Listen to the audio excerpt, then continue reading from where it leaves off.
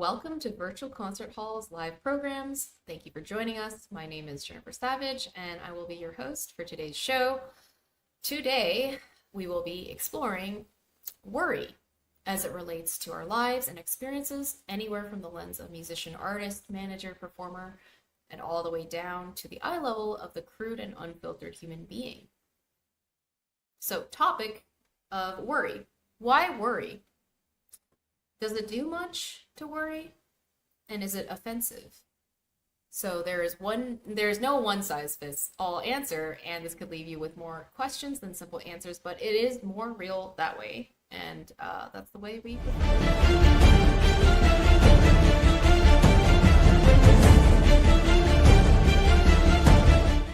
So here is a little preview to recap our last installment. We'll be exploring doubt. Doubt is something that everyone has. Every living human being. Wow. Yeah, oh wow. It's an existential problem. It's everywhere. Yeah. Doubt is powerful too. It's motivational, like the truth. If you doubt, it kind of pushes you along to do better. Variable in life is that people do change, but they remain the same. People do change. It's the biblical thing is, if a man changes, doesn't he remain the same man? Yeah, doubt and trust are related. I'm very doubtful of almost everything. I know very little about anything. I know a couple of things. I doubt it.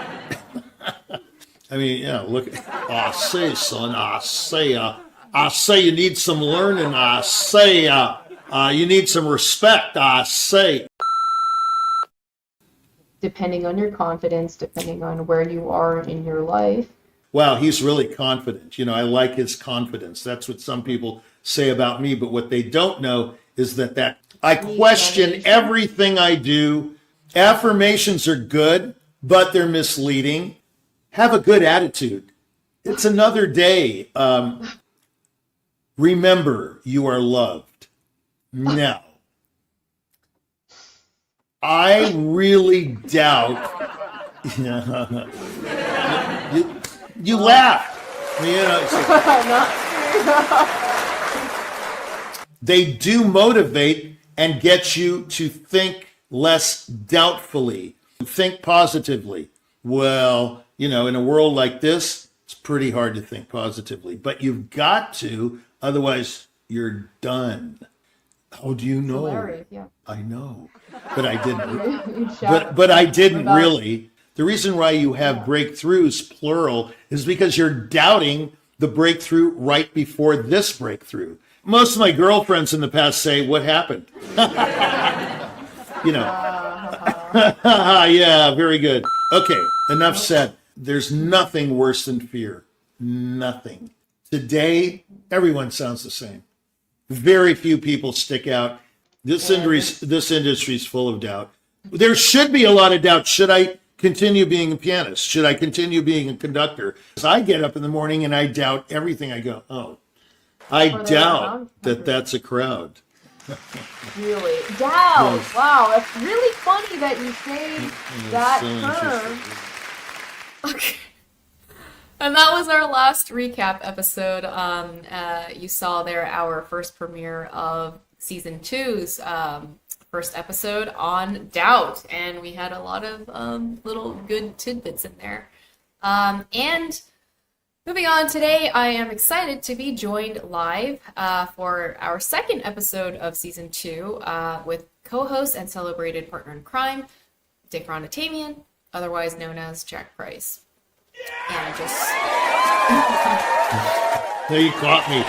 okay. Well, yeah, we caught you in You a caught little me. moment. No, you caught me doing my email on my wrist. Yeah, well, I'm very that's what high Jack tech. Price You know. does. Yeah. Yeah. Jack's really at my yeah. age to even like be able to write an email. I guess it's pretty remarkable. I mean, after your career as an RCA recording artist and winning first prize in the 50th anniversary number competitions, You happy? and you're the crazy pianist who premiered the right. We've caught you in a moment here, and now we're talking to Jack Price, the artist and manager of Price Attractions. Let's find out what Jack Price really thinks and dive headfirst into the first topic, the main topic of our show today, which is worry. And let's see what is behind door number 1.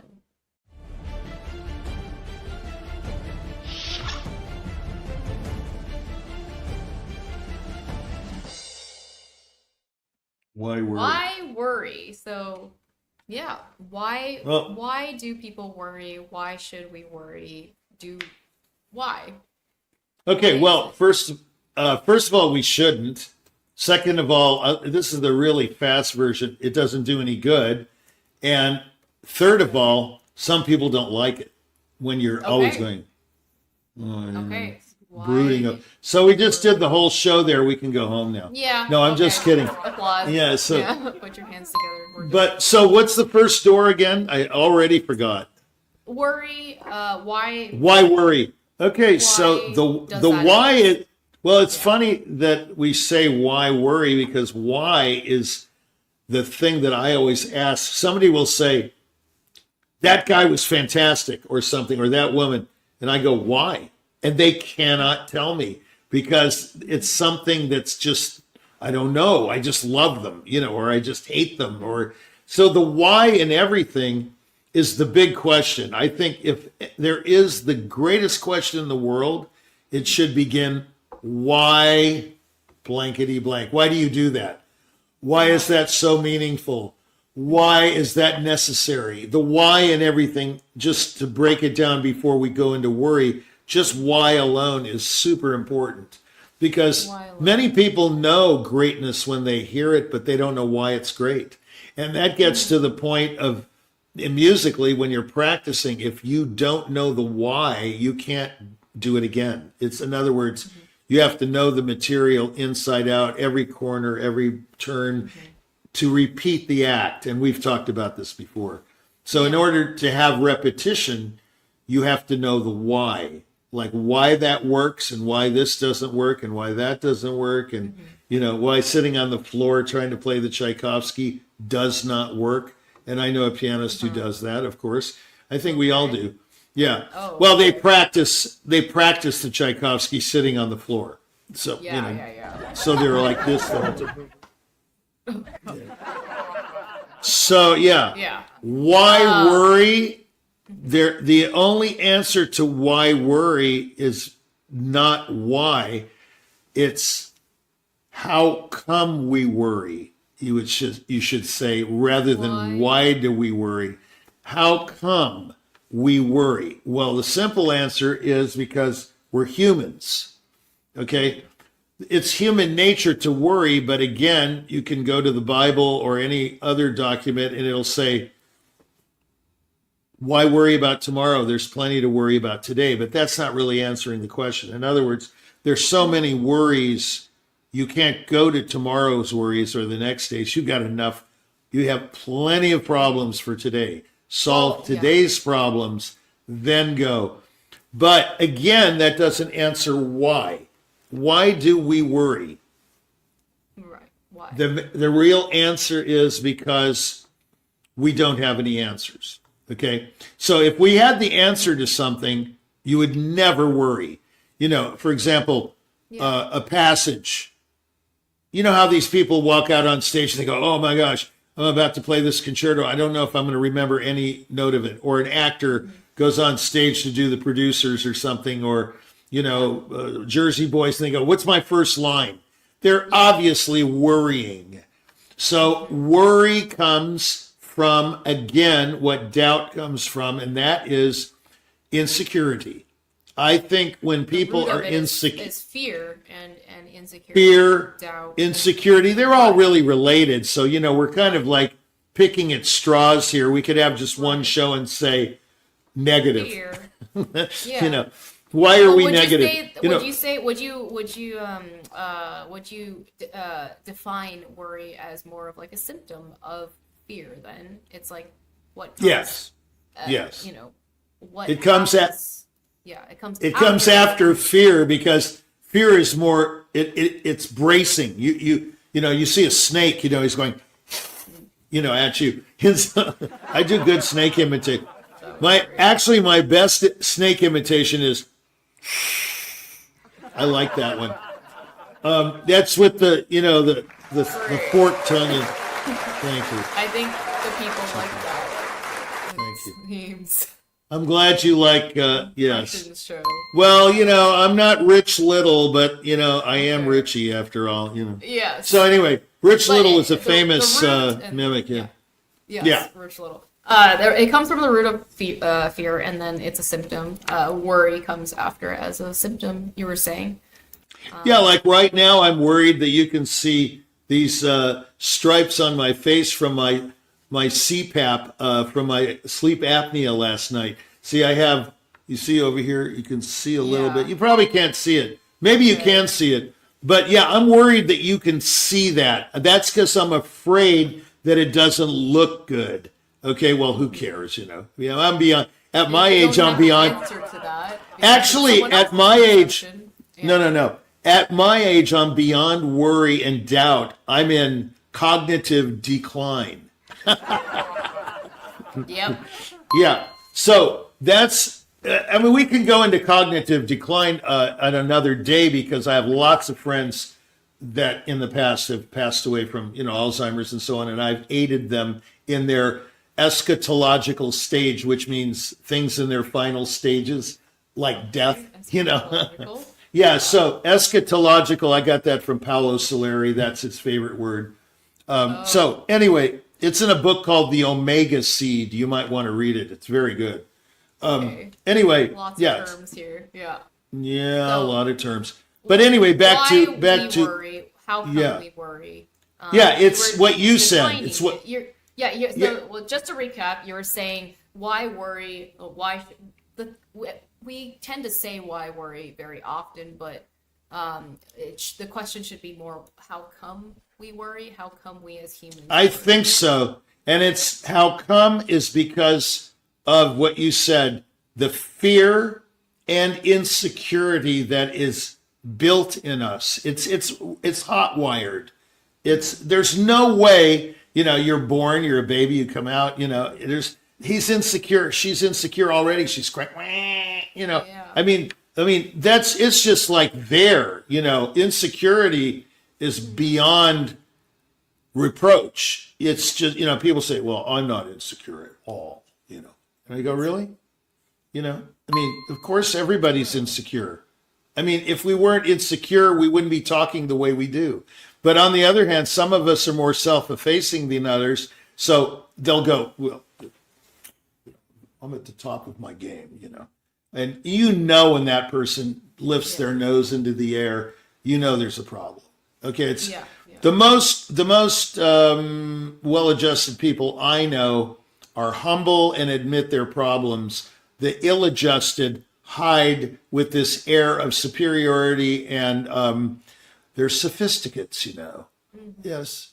Well, that says it in a nutshell. Yeah, is that worry really who they are?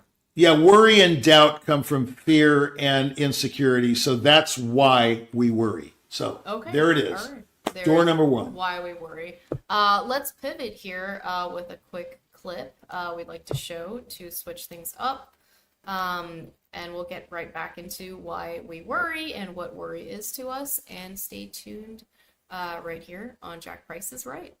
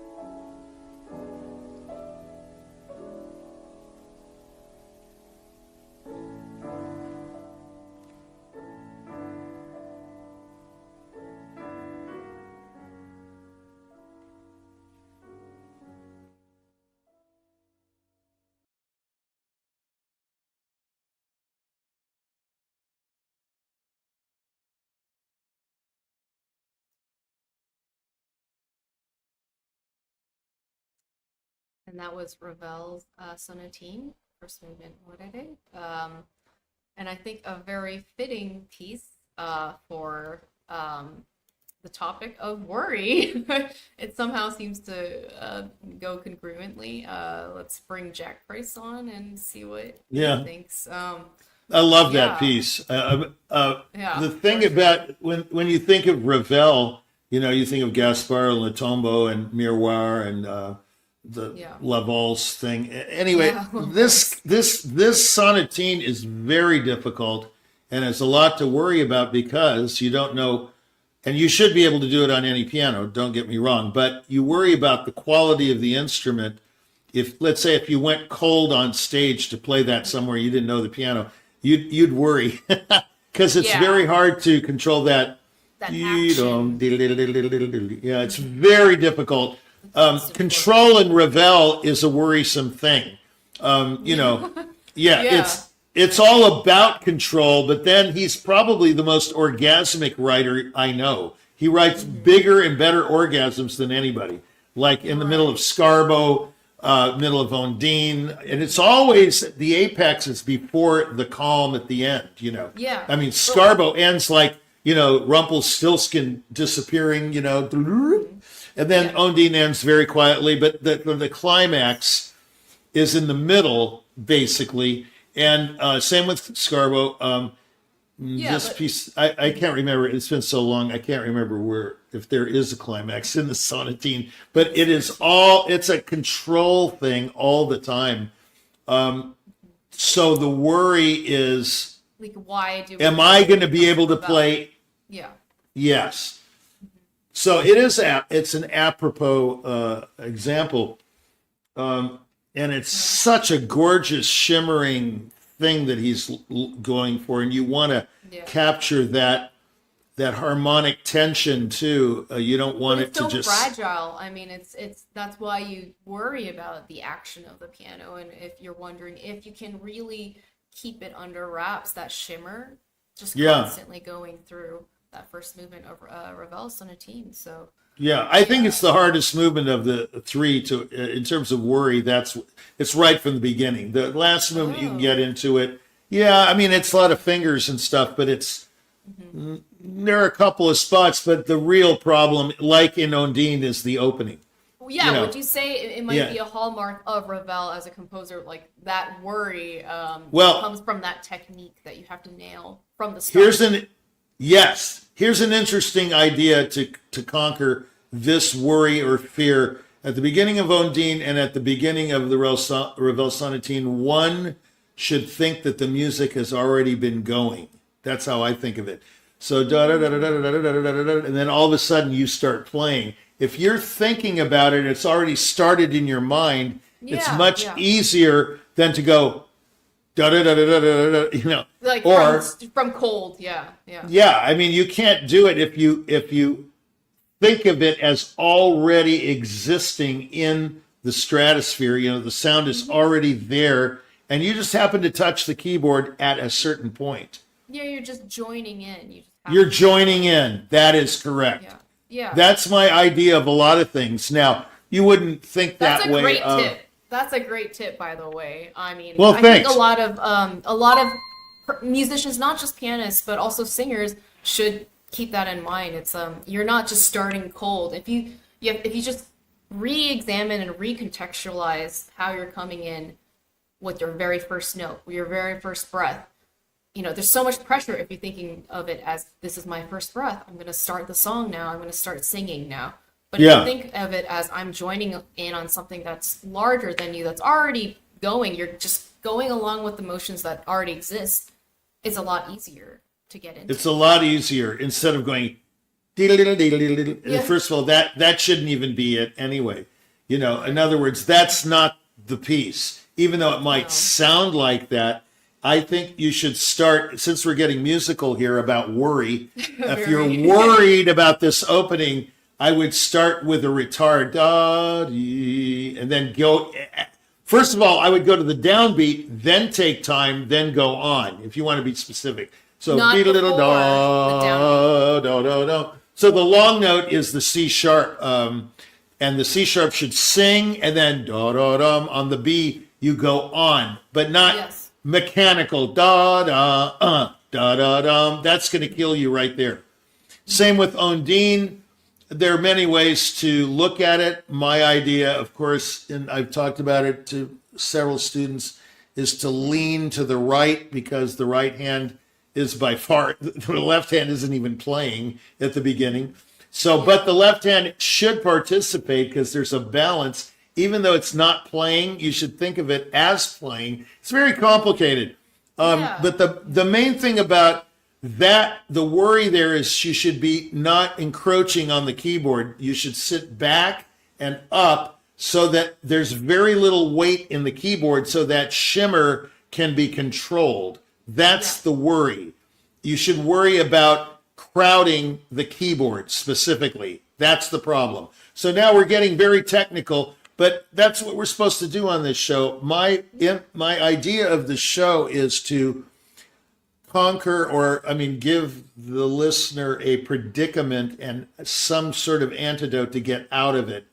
In other words, through the eyes of a pianist, musician, manager. You can relate this to management. I'm having a lot of managerial problems right now because we're getting into touring, Budapest Philharmonic and the Cairo Opera Orchestra, logistics, the bus schedules, the visas, and it's a lot to worry about. But the answer there is what we talked about before: is just take one thing at a time and move linearly. Don't go, oh yeah, all of this I'm put upon Richie, everything's put upon me, I guess it's similar to Ravel. You just kind of go with emotion rather than think that you have to start from where you are, start cold.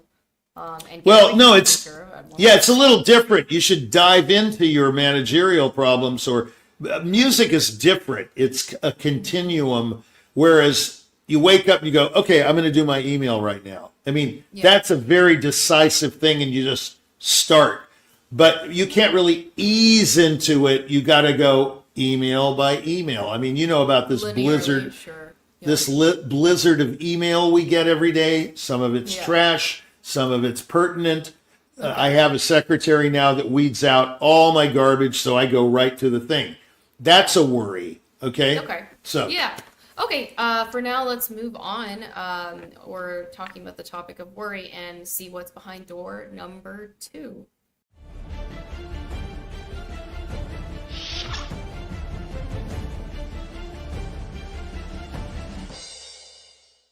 Okay. So worry, go ahead. I'm going to be very brief here because we can go right on to door number 3 very quickly here. Sure. Does it do much? The saying is, somebody will ask you at the, grocery store when you're checking out, how are you doing? Okay, and my answer is, well, I worry, but it's not going to do any good if I worry. In other words, there's no real profit or gain from worrying. When you think about it, it's a losing situation. It's not a gaining. You're losing confidence when you worry. You're fearing more and more the task. You saying it worries nothing but a net loss? Is there nothing to be gained from worrying? I think so. No, it's not like doubt. I think there isn't. I have to say this is definitive for me, maybe not for everybody. So, but Jack Price is always right, so I am right. Yep. No, I'm just kidding. Yep. So here's the thing. Worry does no good. Okay, it only enhances the other 2 original sources of worry. Doubt, fear, insecurity. So worrying about all 3 of those is very worrisome. It's like I knew this guy named Dave Romblum. He's probably out there somewhere. Every time he came for a lesson, I'm thinking, Dave, you're hacking. He was always coughing, and I said, this is a real problem. So I had a friend that said, no, it's a real Romblum, meaning that's his last name. So now I refer to problem and says Romblums. That's a Romblum. It's funny, right?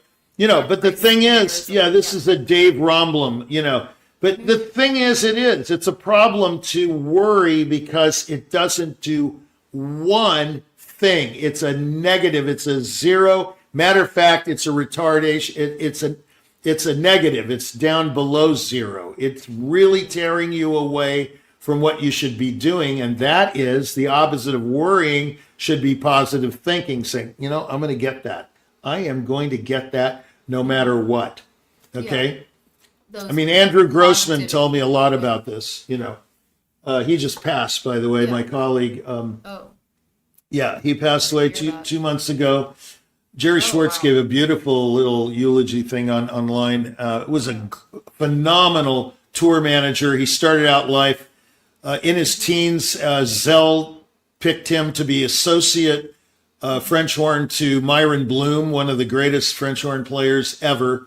No, there's not just Barry Tuckwell. There's Myron Bloom. Anyway, Myron was phenomenal, and Andrew Grossman was chosen as assistant, like, you know, second chair or substitute or whatever. Then he said, forget this. There's no money in playing in the Cleveland Orchestra. Let's go for the real thing. And he became, you know, a businessman, a tour manager at Cami. Yeah. He had a wealth of knowledge, and he said to me once, if you want to do something right, do it yourself. And that was his motto throughout his whole life. He did it himself. So therefore, he minimized his worries because he was the only one he had to answer to. He did everything himself. He never had a computer. He did everything with pen and paper, right to his death to 2 months ago. It cuts down on a lot of the, you know, unknowns and therefore the doubts and the fears. If you know, you have a lot more answers, and, you know, you might not have all of them, but you have a lot more if you're doing it all yourself. Yeah. Well, yeah, and his business was the touring business that relies greatly on personal connection. In other words, you have to connect with people on the phone and in person. They have to like you. They have to like the salesman. So the worry is, are they going to like me? You know, of course. Yeah, which is a big worry for people. Like. Yeah, because you're not really would admit. Yeah, you're not worried about if they're liked or not. Mm-hmm. Yeah, because you're not, that's right, because you're not selling the orchestra, you're selling yourself. The salesman has to be liked. They'll buy anything from the salesman if they like the salesman. Yeah. Just about. Even a sack of potatoes, it doesn't matter what you're selling. Right. You know. Yeah, salesman matters here. It's the conduit that has to be sold, the passageway. And the passageway through a sale is the salesman or woman. So if they like the salesperson, they're probably going to like the product. And that's a big worry, and that's it. So worry doesn't do any good there or anywhere for that matter. Your book. Got it. Yeah. Okay. Not in my book, yeah. Yeah. Moving on, let's go and see what is behind our next subtopic, behind door number 3.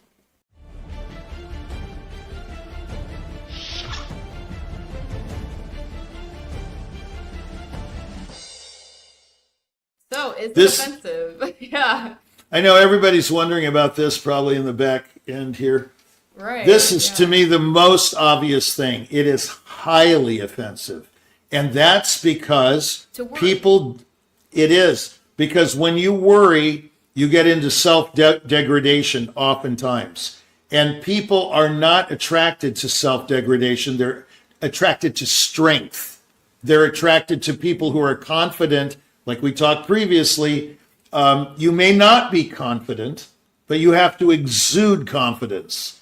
Okay? So whenever you exude worry, like you get, that's worried, I don't know, Like I had this friend of mine that goes, their fingerings are everything, if you don't have fingerings, I'm imitating him. He was really very quiet guy, and I said, why are you so worried about your fingerings? Because I never, I can change fingerings in the middle of a performance. It doesn't bother me. So, but he would say, oh no, it's got to be all worked. I said, no, man, you're worried about these fingerings. You're worried that you're not using the right finger for the passage to make the right sound correct. He goes, yeah, that's it. I want to make the right sound. And I said, yeah, don't finger it according to what's economical. Finger it according to the kind of sound you want to make, like the beginning of Ondine. Okay, some people try 4/5. on the G sharp and A. No, you should use 3/5, but you should phrase away from the A because that's the atonal fragment to the C sharp major chord. So you want it yada da da dum. No, da da da da dum. Wrong. Da da da da da dum. You want to always go to the chord. So the phrasing should be to and from the thumb. It's very complicated. Anyway, the point is you shouldn't worry about it. You should just do it. Like in the Bible, it says, do it. Don't, I might do it. I'm going to work at it. I'm going to really try. No, there's no trying in baseball. You either catch the ball and throw it to the first baseman or you do not. It gets by you. It goes through your legs. You drop the ball and the baseman gets to first base. So there's no trying. You've got to do it. They have very little time, right, to get a slam to third base and get that ball over to first. The runner is very quick. So there's no trying. You got to get it. If you miss it, it's an error or a base hit. So how does worry factor into that process if it's so, there's are you kidding? The minute that it's milliseconds. The minute the third baseman hears the crack of the bat, he panics. Of course, who wouldn't? That ball is reaction time is what you're saying. What is that? It would dull your reaction time. Absolutely, it will dull it. You've got to concentrate. And that's another episode. Concentration is a very key element in worrying. So how is it offensive, though? Because it spreads. That's why. Yeah. It's like a disease, and we talked about this. So if you're worried, it spreads and it gets in the way and it hinders what you're doing and your reaction time to everything, not just baseball. Yeah, but more than that, if you're in a team sport or a team, like, we have virtual concert halls, right? And you've got a team, right? You've got the back end and all these people, I'm not going to name the names, but, the host and this and that. And if you worry, they see the worry in your face. I mean, it affects everybody. Like in a competition, if you're worried, oh my gosh, am I going to be able? Then your mother starts worrying, and then your father. Then they start calling you and going, "Are you okay?" I don't want to deal with that stuff. I don't want to deal with parents. I don't want to deal with sisters or brothers. I just want to do it. It all adds up, right? Yeah. Yeah. The shortest distance between A and B is a straight line. Just do it. Don't worry. Worry keeps you from doing it. You see, it's a non-motivator, whereas doubt is highly motivating. It's highly motivating. Yeah. But worry is not. There's a very fine, distinction you're coming to between those two terms. Yeah, we just end the show right here. Worry turns everybody off, including yourself, and it's self-deprecation comes on and all this garbage, and nobody wants to be around it, and nobody wants to continue, and you have a standstill in the process. And that's why in your book, you consider, is it offensive? Yes, it is, because it gets in the way. It gets in the way. That's good. It's in the way. All right. Yeah. Well, so I think that covers our topic for today of worry. It's been really interesting getting into your distinctions between these terms and, how you view the world through your lens, as an artist, manager, musician, baseball enthusiast. But it's been great having you on the show, Richie. I want to thank you for your time. Our episode on worry, and the time is right. I think we got to go here. I want to take a moment to thank our partners and sponsors. You can see them up on the screen. We have so many symphonies, academies, schools, orchestras, all sorts of music organizations that are working with us to make this broadcast we have for you today possible. And we also stream on all these major platforms, whether it's Facebook, Vimeo, Lionable, LinkedIn, YouTube. Catch us all on all the major streaming platforms, which we're always, keeping up to date with. And also, I do definitely want to thank our collaborators. We have a great team, as Richie mentioned, Jack Price mentioned earlier. We have a great production team here at Virtual Concert Halls. And today's broadcast was powered by Krisztian Palagyi, directing behind the scenes. That's correct. Could not have done it without you, and all of these sponsors and partners that we have behind standing with us. And we are so grateful to have everybody on board with us. I think that's all we've got for today. This has been Jack Price is Right. I'm your host, Jennifer Savage, and I hope you have gotten something out of it for yourself. I know I have, and I will see you next week.